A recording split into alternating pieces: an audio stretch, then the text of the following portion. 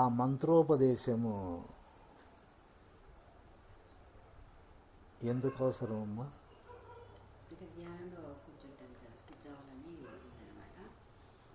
ధ్యానంలో ఎందుకు కూర్చోవాలా? దేవునికి ఎందుకు పూజ చేయాలా?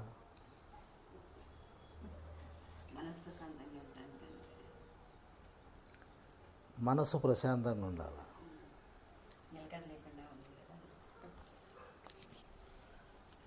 ప్రశాంతంగా ఉండాలా అని అనుకుంటున్నావు.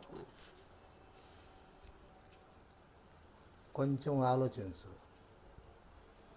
ప్రశాంతతే కావాలనుకుంటున్నావా? నాకు సుఖం కావాలా, నా కోరికలు నెరవేరాలా, నా పిల్లోళ్ళు బాగుండాలా, నేను బాగుండాలా, నాకు అది తక్కువ ఉంది, ఇది తక్కువ ఉంది అనేటివి దీనిల కోసం ఏమన్నా కావాలన్నా? ఎందుకంటే భక్తి వేరు, సంసారం వేరు.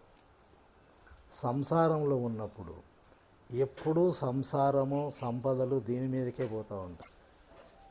అందువల్ల ఏమవుతుందంటే దీంట్లో దేవుడు కావాలా ఉండడం అనేటువంటిది, మనిషి తన సుఖం కోసం తను బాగుపడాలని. ఎందుకంటే కోరికలు ఉంటాయి, బాధలు ఉంటాయి, సమస్యలు ఉంటాయి. కాబట్టి అవి నెరవేర్చుకోవడానికి ఏమన్నా నీకు భక్తి కావాలన్నా, నీ రోగాలు కానీ నీ సమస్యలు కానీ అవి బాగు చేసుకోవాలనేటువంటి ఆ ఉద్దేశం ఉంటే దాని పద్ధతి వేరుగా ఉంటుంది. లేదు నాకు శాంతి కావాలి అంటే దాని పద్ధతి వేరుగా ఉంటుంది. లేదు నేను దైవత్వాన్ని పొందాలనే దానికి ఇంకొక మార్గం ఉంటుంది. లేదు నేనే దేవుణ్ణి అనేటువంటి దానికి మార్గము ఉంది. కాబట్టి ఇన్ని మార్గాలలో ఉన్నాయి. కాబట్టి నీవు మంత్రోపదేశము అన్నావు అంటే నీకు తెలుసునో తెలియదో ఏంటంటే మంత్రోపదేశం. నీకు చీర కావాలనుకుంటే డబ్బు తీసుకొని పోయి ఇస్తే చీర ఇస్తాడు. అంటే నీవు ఒకటి ఇస్తే నీకు ఇంకొకటి వస్తుంది. నాది ఏంది పోకూడదు నాకు రావాలంటే ఏమన్నా వస్తుందా? రాదు. కాబట్టి నీకు శాంతి కావాలంటే నువ్వేమి ఇస్తావు? ఇవ్వంది రాదు. అంటే నీకు ఏది కావాలన్నా మనం ఇవ్వంది అది రాదు. ఇవ్వడము అంటే నీ మనస్సులో ఉండేటువంటివి అవి లేకుండా పోయినప్పుడు అది నీకు సహాయం చేస్తుంది. నీలో ఎన్నో కోరికలు, బంధాలు, వ్యామోహాలు ఇవన్నీ పెట్టుకొని గజిబిజైపోయి అల్లకల్లోలమైపోయి ఏందేందో నీకే తెలియకుండా జీవితం అంతా నష్టం చేసుకుంటా అన్నారు. అలాంటి పరిస్థితులలో ఏ దేవుడే కానీ ఎంతటి గొప్పవాడైనా ఆయన యొక్క అనుగ్రహం కానీ అతని శక్తి కానీ నీకు ఇవ్వడానికే అవకాశం లేదు. నువ్వు స్వీకరించడానికి అర్హత కావాలి కదా. అందరూ దేవుడు కావాలంటున్నారు, దేవుడు ఒక్కటే మాట అంటున్నాడు. కావాలంటున్నావు బది సరే, నీ అర్హత ఏంటి? ఏ యోగ్యతతో నన్ను అడుగుతున్నావు కావాలని?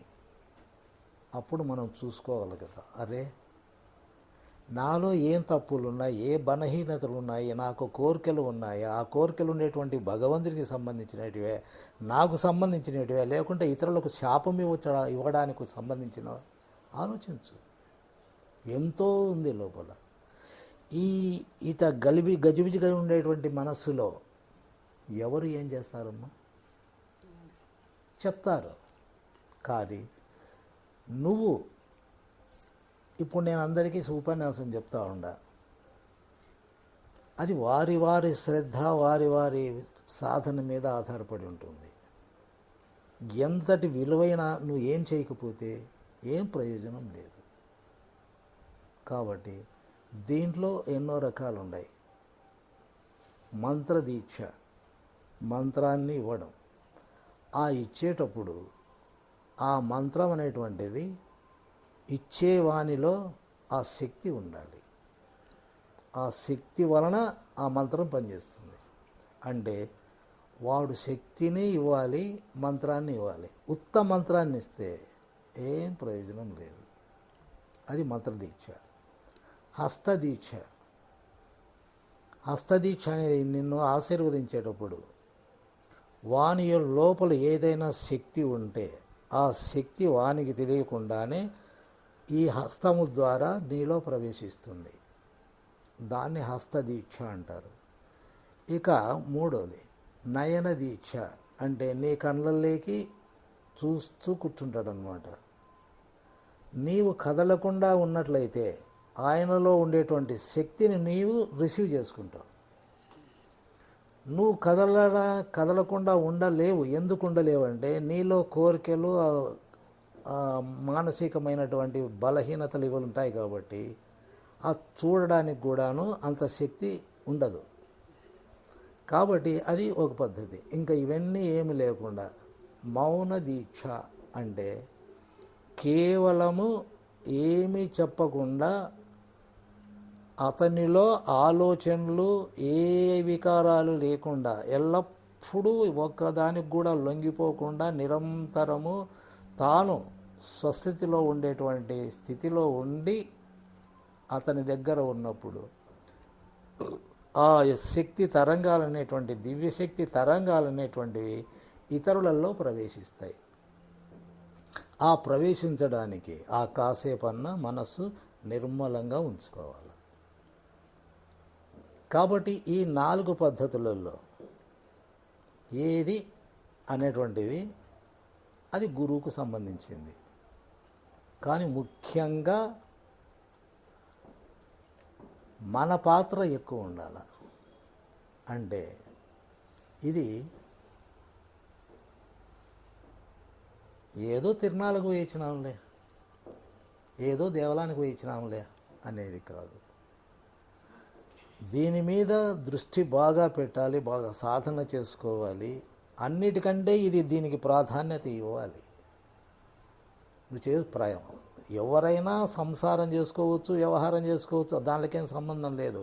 లోపల మాత్రం నేను ఎవరికి ప్రాధాన్యత ఇస్తున్నాను? డబ్బుకా,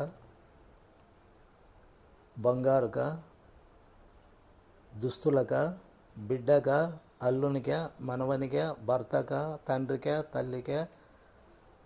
ఈ ప్రాధాన్యత అందరికంటే దేవునికి నువ్వు ప్రాధాన్యత ఇస్తున్నావా లేదా అనేటువంటిది వెరీ ఇంపార్టెంట్. అంతేకాని ఏదో అడిగినాను, ఇచ్చినాడు, చేసినాడు అంటే అది నీ మీద ఆధారపడి ఉంటుంది. ఎంతటి గొప్ప శక్తి అయినా దాన్ని నిలుపుకోవాలి కదా. నిలుపుకోలేకుండా నువ్వు వృధా చేసుకుంటూ పోయి నీ వ్యవహారాలు దానికే ప్రాధాన్యత ఇచ్చి దీన్ని తీసుకుపోయి గూట్లో పెట్టి నా పని నేను చేసుకుంటాలే, నాకు తీరిక లేదు, ఓపిక లేదు, ఇట్లాంటివన్నీ నువ్వు ఎన్నన్న మాటలు మాట్లాడవు. కానీ చెడిపోయేది నువ్వా, గురువా? మళ్ళీ నువ్వేమో లాభం పొందుతూ అంటావు. బయటి లాభం నీ కోరికలు నెరవేరుతూ ఉంటాయి, అన్నీ బాగా జరుగుతూ ఉంటాయి. కానీ ఒక్కటి గుర్తుపెట్టుకోవాలి, గాఢంగా నిద్రపోయినప్పుడు ఇవన్నీ పోయినాయా లేదా? ఇంకా ఏవి ఎంటొస్తాయి?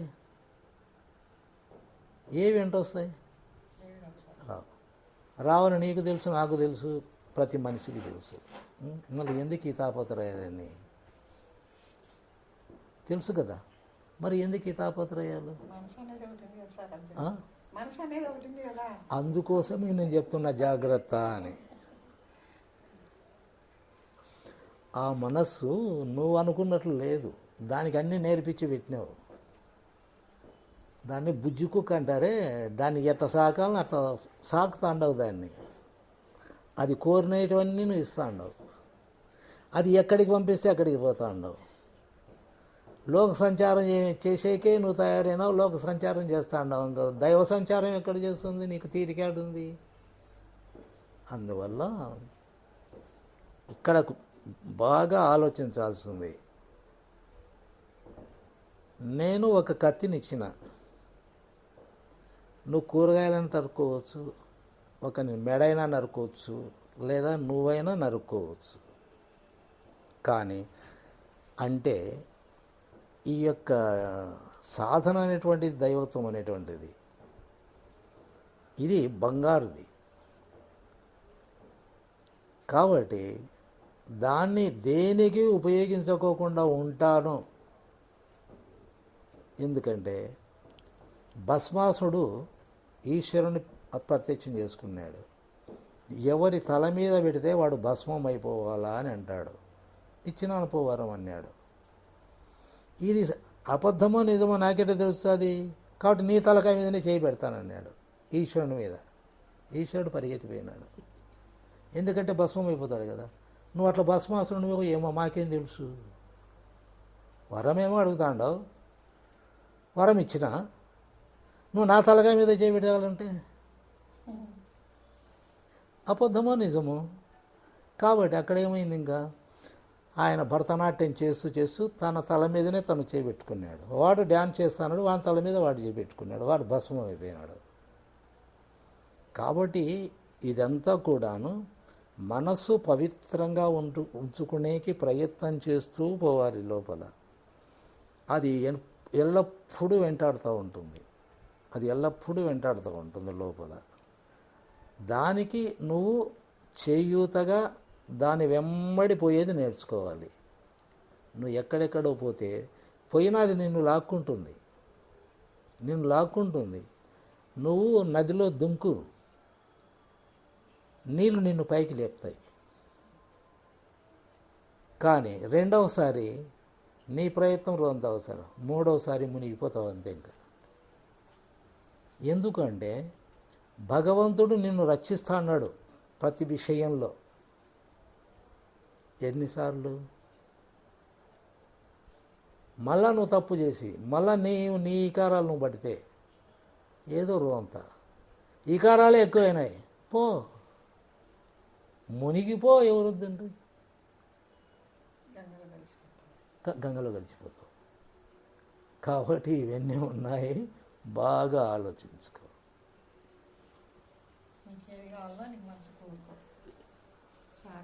ఆహా, చెప్తున్నది మంచి హృదయం కావాలి. అందరూ గొప్పోళ్ళని నేనేం చెప్పాను, కానీ హృదయంలో మనం చూసుకుంటే దేవునికే ప్రాధాన్యత కనిపించాలి. నీకు లోపల ప్రపంచానికి సంబంధించినటువంటి దేని మీదన్నా నీ మనసు ప్రాధాన్యత ఉంది అంటే దాని వెంట పడతావు, దానికి విలువ పెరిగి ఉంటుంది. ఇంకా దేవునికి నువ్వు ఎట్లా పడతావు, దేవునికి ఎట్లా విలువ కలుగుతుంది? ఎందుకంటే నేను దేవునే నమ్ముకున్నాను అన్నావు. అసలు అటువంటి డిజైన్ చీర ఎక్కడ రాలే, ఇప్పుడే మొట్టమొదట షాప్లోకి వచ్చింది అన్నాడు. నీకు లోపల నీకు దైవత్వం మీద మనస్సు ఉందా, ఆ చీర మీద మనస్సు ఉందా? చీర మీద ఉన్నప్పుడు దేవునికి దూరమైనావు, చీరకు దగ్గరైనావు. దేవునికి దూరమైతే చీర నిన్ను లాగిందంటే నీకు చీర అవసరం వచ్చింది, దేవుడు అవసరం లేదు అని అర్థం. అక్కడ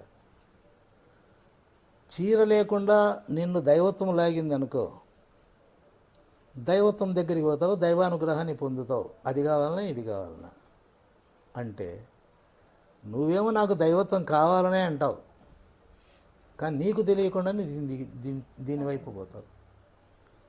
కాబట్టి హృదయం అనేటువంటిది కావాలి. మంచి హృదయం అనేటువంటిది ఉంటే అది నీకు ప్రయోజనం, వాళ్ళకు ప్రయోజనం. ఎందుకంటే ఇప్పుడు రమణ మహర్షి ఇలాంటి మహా అవతార పురుషులు, వాళ్ళ కోసం వాళ్ళు ఎప్పుడు బతకలే. వాళ్ళ కోసం వాళ్ళకు ఏ కోరికలు లేవు, ఏది అవసరం లేదు. వాళ్ళ కోసం వాళ్ళు బతకలేదు, బతకాల్సిన అవసరం కూడా వాళ్ళకు లేదు. ఎందుకని అంటే అన్నం తిన్న తర్వాత ఇస్తర్నేమన్నా ఎత్తి పెడతామా, పారేస్తాం. కాబట్టి వాళ్ళు దైవత్వాన్ని పొందిన తర్వాత ఈ శరీరాన్ని ఇస్తరపారేసినట్టు పారేస్తారు. మనం కావాలని పట్టుకుంటాం. ఇంకా అందువల్ల హృదయము అన్నారు. ఆ హృదయం అనేటువంటిది పనిచేస్తే ఇంక మిగతావన్నీ తగ్గిపోతూ వస్తాయి. ఆ హృదయం అది ఎట్లా అని అంటే, నీలో మంచి కానీ చెడు కానీ, ఇష్టము అయిష్టము, లాభము నష్టము, సంతోషము సుఖము, ఇవి నీ లోపల అంటకుండా ఉంటే అప్పుడు హృదయం పనిచేస్తుంది. ఆ హృదయం పనిచేసిన వాడు మాత్రమే ఇది దైవత్వానికి దారితీస్తుంది. లేదు నేను అనుకున్నట్టు జరగాల, నా సంసారము నేను సుఖపడాలా అని అంటే ధ్యానంలో శక్తి లభిస్తుంది. దానివలన నీవు అనుకున్న దానికోసం అవి అడ్డుపడకుండా నువ్వు సంతోషంగా ఉంటావు. లేదు ఏదో జీవితం సాగుతూ ఉంది, ఏదో కొంత మంచిగా బతకాలా అనుకుంటే భగవన్నామ స్మరణ నిరంతరము నీకు ఏ దేవుడు ఇష్టమో ఆ దేవుని యొక్క నామస్మరణ నిరంతరము జరగాల. నిరంతరము శ్వాస ఆడుతూ ఉంది, నిరంతరము ఆలోచనలు ఎక్కడికంటే అక్కడికి పోతూ ఉన్నాయి. కాబట్టి నిరంతరము భగవన్నామస్మరణ చేస్తే మనస్సు అంత తొందరగా ఎక్కడంటే అక్కడికి పోదు. ఆ నామస్మరణ మీద మనసు పోతూ ఉంటుంది. కాబట్టి ఈ 4 పద్ధతులలో 4 రకాలుగా వ్యవహారం జరుగుతుంది. ఇది ఎందుకంటే మీకు తెలియదు కాబట్టి నేను వివరంగా చెప్తా ఉన్నా. అటువంటి భక్తి శ్రద్ధ లేకపోతే ఎవరి దగ్గరికి పోయినా ఏం ఉపయోగం లేదు. బాగుంది అంటావు, నచ్చింది, నువ్వు బాగుపడవు. బాగుంది అంటావు, ఇప్పుడు అరుణాచలం పోయినావు, చాలా బాగుంది అరుణాచలంలో, మనస్సు అయితే నిర్మలమైపోయింది, ఏది కాబట్టడం లేదు, అసలు ఇక్కడే ఉందాం అనిపిస్తుంది. సంసారం వద్దు ఏమవుతుంది.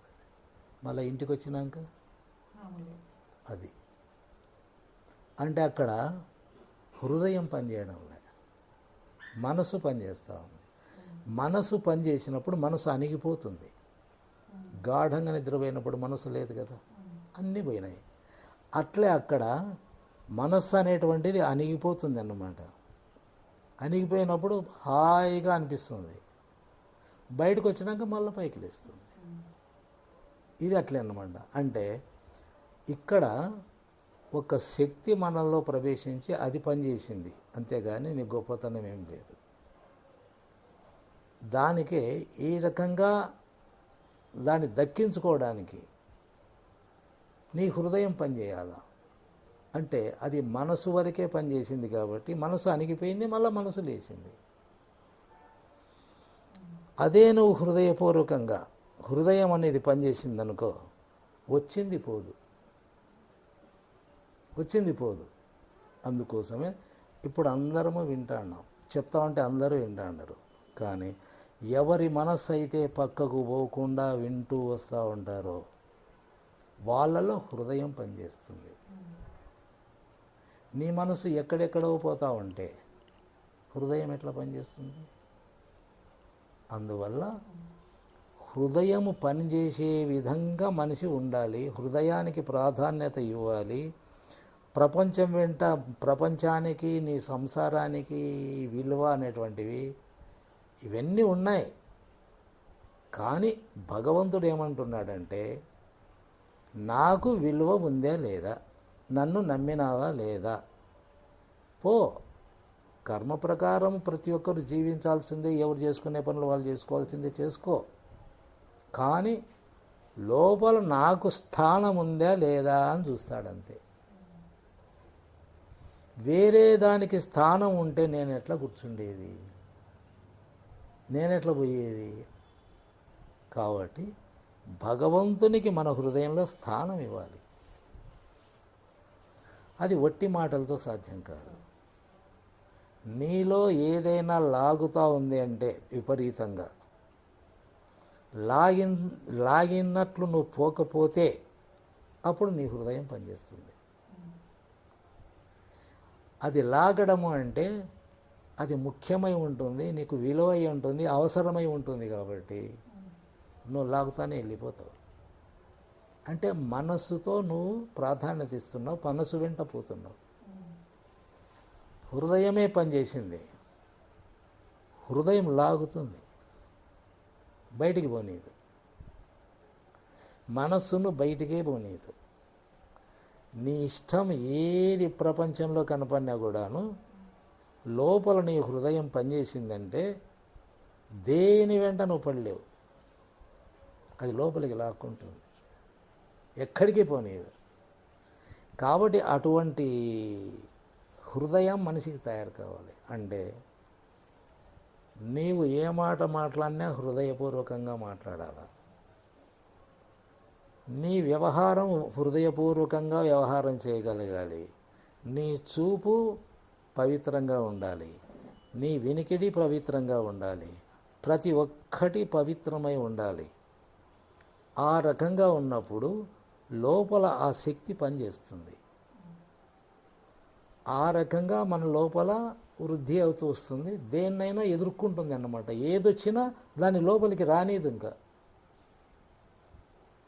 కాబట్టి లోపల ఈ జ్ఞానం అనేటువంటిది, దైవత్వం అనేటువంటిది, ఇది దీనంతా కూడాను దీని యొక్క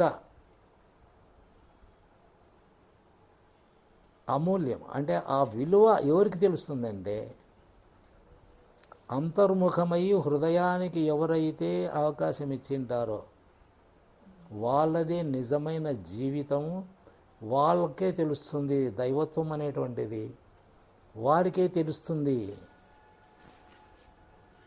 జీవితం అంతమైన తర్వాత ఏం జరుగుతుందనేది కూడా వాళ్ళు అంటే ఆ స్థితిలో కూడా అక్కడ పనిచేస్తుంది. ఇదంతా నువ్వు ఈ లోకంలో ఉన్నప్పుడు పనిచేసేది. ఇదంతా ఎల్లప్పుడూ పనిచేసేటువంటిది ఒకటి ఉంది మన హృదయంలో. అదే హృదయం. కాబట్టి అంతటి హృదయం అనేటువంటిది ఆ రకంగా ప్రతి ఒక్కటి నీవు వ్యవహారం చేయగలగాలి. దాన్ని బట్టి నీ యొక్క జీవితము కొనసాగుతూ ఉంటుంది.